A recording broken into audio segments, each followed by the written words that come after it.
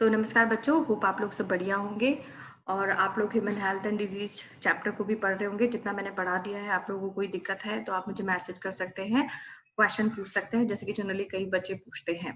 ठीक है, प्रॉपर आप लोगों को नोट्स बनाने हैं ही। तो ये जो टॉपिक है मेरा वो है अमीबाइसिस और मलेरिया। अमीबाइसिस के बारे में मैं पहले डिस्कस कर चुकी हूँ, जो कि एक बेसिकली एक प्रोटोजोअन डिजीज है, एंटमीबा हिस्टोलाइटिका से होता है। इसके बारे में हम लोग डिटेल डिस्कशन कर चुके हैं। अभी अभी मैं जो डिस्कस करने जा रही हूँ वो आप लोगों से डिस्कस करने जा रही हूँ मलेरिया। ठीक है, तो मलेरिया भी बच्चों एक प्रोटोजोअन ही डिजीज है। ठीक है, तो प्रोटोजोआ जिससे कि ये होती है उसका नाम है आपके पास में प्लाज्मोडियम। कई लोग बोलते हैं कि मच्छर के काटने से मलेरिया होता है। मच्छर के काटने से मलेरिया नहीं होता है। ठीक है, मच्छर के काटने से मलेरिया फैलता है। ये दोनों चीजें आपको समझ में आनी चाहिए। काटने से नहीं होता है, काटने से फैलता है। होता किसकी वजह से है? होता है प्लाज्मोडियम की वजह से। प्लाज्मोडियम की 4 डिफरेंट डिफरेंट स्पीशीज है, जिससे कि डिफरेंट डिफरेंट टाइप्स के मलेरिया होते हैं। ठीक है, जैसे प्लाज्मोडियम वाइवेक्स हो गया, प्लाज्मोडियम मलेरी हो गया, प्लाज्मोडियम फैल्सिपेरम हो गया और प्लाज्मोडियम ओवेल हो गया। तो these are basically 4 different species, जिसकी वजह से different different types of malaria होता है। ठीक है, ये बात हो गई। नेक्स्ट हमारे पास में मैलिग्नेंट मलेरिया से रिलेटेड क्वेश्चन आता है that malignant malaria is caused by. So malignant malaria is caused by the Plasmodium falciparum, which is the most serious one, and that can even be fatal, जिसकी वजह से death भी हो सकती है। तो Plasmodium falciparum, malignant malaria, and that can be fatal। F से याद करेंगे आप falciparum और F से ही आप याद कर लेंगे fatal। तो सबसे ज्यादा जो डेंजरस मलेरिया होता है वो falciparum की वजह से होता है। ठीक, नेक्स्ट हम लोग बात करते हैं इसकी लाइफ साइकिल की। तो इसकी जो लाइफ साइकिल है उसमें बेसिकली 2 होस्ट इंक्लूड होते हैं। एक होता है ह्यूमन बीइंग और दूसरा होती है मॉस्किटो। ह्यूमन बीइंग में बेसिकली इसका एसेक्सुअल फेज होता है। एसेक्सुअल रिप्रोडक्शन जो होता है वो ह्यूमन बीइंग में होगा, और जो सेक्सुअल फेज होगा, जो गैमीट्स फॉर्मेशन होगा, फर्टिलाइजेशन, जाइगोट फॉर्मेशन, ये सब इसका होता है मॉस्किटो में। ठीक है, और फीमेल एनोफिलीज जो मॉस्किटो होती है that act as a vector. Vector का मतलब आपको समझ में आता होगा बच्चों। वेक्टर का मतलब होता है जो कि डिजीज को ट्रांसमिट कर रहा है एक इन्फेक्टेड पर्सन से एक हेल्दी पर्सन की तरह। ठीक है, तो वेक्टर हो गई आपके एनोफिलिस मॉस्किटो, जिसमें कि इसकी लाइफ साइकिल का कुछ पार्ट यानी सेक्सुअल पार्ट होता है। ठीक, ये पॉइंट्स आपको क्लियर हो गए होंगे। नेक्स्ट हम लोग इसकी लाइफ साइकिल की बात करते हैं। तो लाइफ साइकिल में जो है वो हमारे पास में बेसिकली 2 होस्ट हो गए, एक ह्यूमन बीइंग हो गया और एक हो गए आपके फीमेल एनोफिलीज। तो सबसे पहले मैं आप लोगों को बता रही हूँ साइकिल इन ह्यूमन।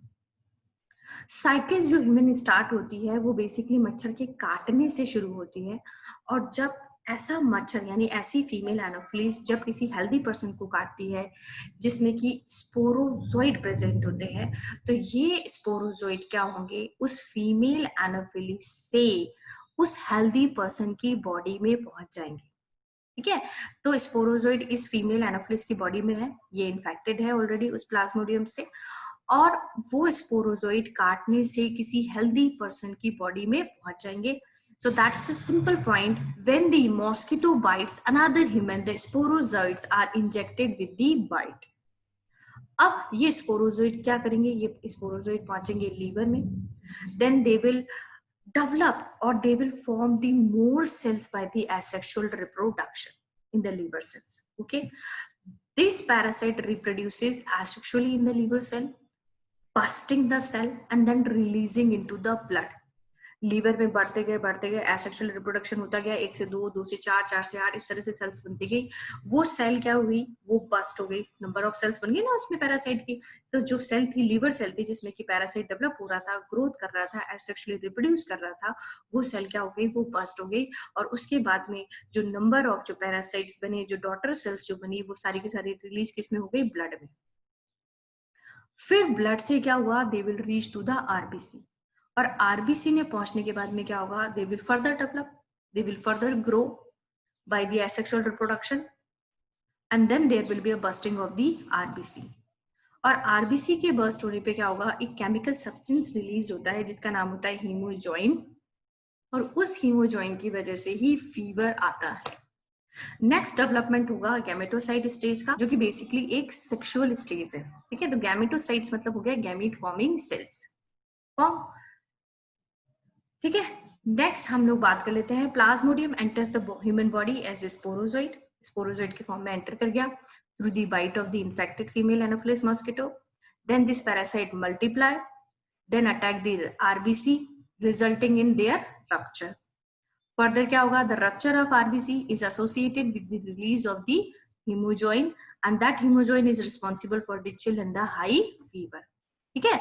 तो मच्छर ने काटा, स्पोरोजोइट ह्यूमन बॉडी में आ गए, लिवर में पहुंचे, लिवर में एसेक्सुअल रिप्रोडक्शन के थ्रू नंबर ऑफ सेल बनी, वहां से ब्लड से होते हुए आरबीसी में पहुंचे, आरबीसी में एसेक्सुअल रिप्रोडक्शन किया, नंबर ऑफ सेल बनाई, आरबीसी बस्ट हो गई, उसके बाद में केमिकल सब्सटेंस रिलीज हो गया जिसका नाम हो गया हीमोजोइन, और उस हीमोजोइन की वजह से फीवर हुआ, ठंड लगी। नेक्स्ट बात करते हैं कि ये गैमेटोसाइट जो स्टेज है उसका फर्दर क्या होगा। ये गैमेटोसाइट स्टेज जो है बच्चों, नेक्स्ट हम लोग पढ़ते हैं साइकिल इन एनोफिलिस। तो ये गैमेटोसाइट स्टेज जो है ये पहुंच जाती है किसी मॉस्किटो में, यानी फीमेल एनोफिलिस मॉस्किटो में, अगर फर्दर वो किसी इन्फेक्टेड पर्सन को बाइट करती है।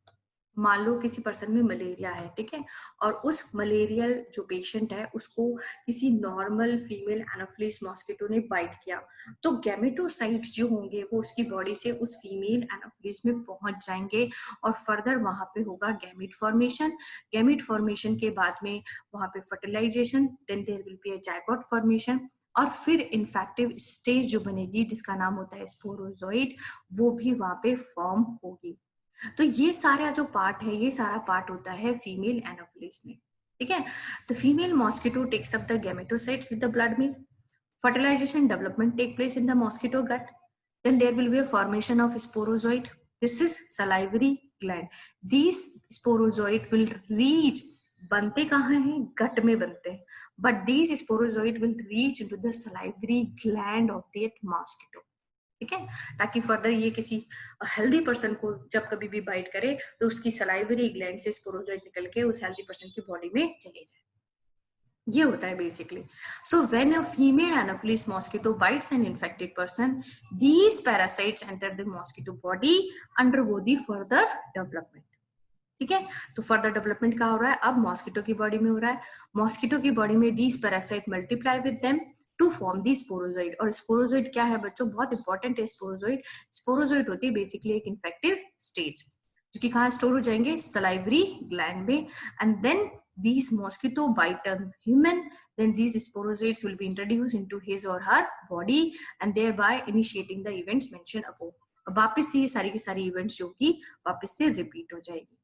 तो ये पूरा कंप्लीट साइकिल होता है एक प्लाज्मोडियम का, जो कि आधा इसका फेज होता है ह्यूमन बीइंग में और आधा इसका फेज होता है फीमेल एनोफिलिस में।